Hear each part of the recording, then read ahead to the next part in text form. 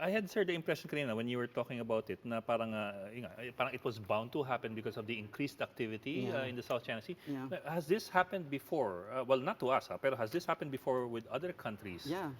It happened with Vietnam many times, the ramming of Vietnamese fishing vessels by China maritime militia. It happened with the Japanese.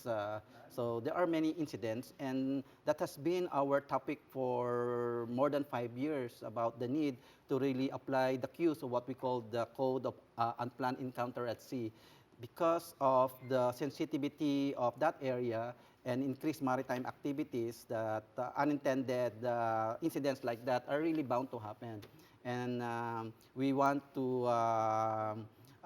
implement cues for the Coast Guards in user states and claimant states using the South China Sea as their areas of maritime Code for operations. unexpected encounters Code at for sea. unplanned Unplanned encounter at encounters. sea. Yeah. You're talking about a proposed protocol No, for governments it's or paano already po? a established code by the established Navy in the Asia Pacific, but they want to apply that for maritime forces in the South China Sea. In fact, during the 50th ASEAN Summit in Manila, ASEAN endorsed the application of cues in order to avoid unintended accident, Sir, unintended tell me if I collision, got or it right. Ibig niyo sabihin ng cues dati applicable lamang sa mga navies, yes. Now, ang gusto ninyo i-propose Even Coast Guards. na Fishermen. pati fishermen sa Coast Guard, mga civilians kumbaga, dapat nakapaloob sa cues. Maritime authorities. But for fishermen, they are also bound by other existing international laws. But for maritime authorities like the Navy and the Coast Guards and other maritime law enforcement authorities of claimant states and user states, then there is a strong clamor to apply the principle of the Code of Unplanned Encounter at Sea. Paano? Isasama yan dun sa, there's a continuing long ongoing talks on a code of conduct in the South China Sea. Oh yeah, very Isasama good. ba yan? Or Yeah, that's very good. separate?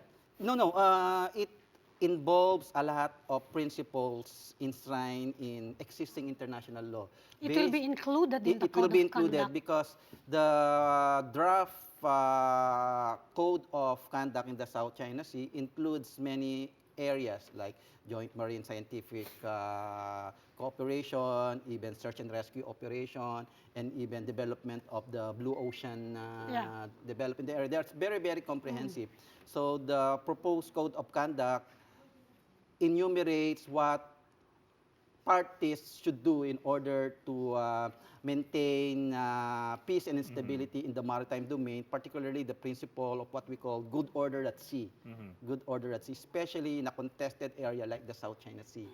So, Sir, but give us an idea, itong cues, yung Code of Unexpected, Unplanned Encounters at Sea, if you apply it to maritime units, ano yung benefit nun? Kumbaga, give us an example of what the then code there would will be state. harmonization of communication procedures because there Okay. are some codes there that they have to use in order to avoid the misencounter or miscommunication or accidental collision.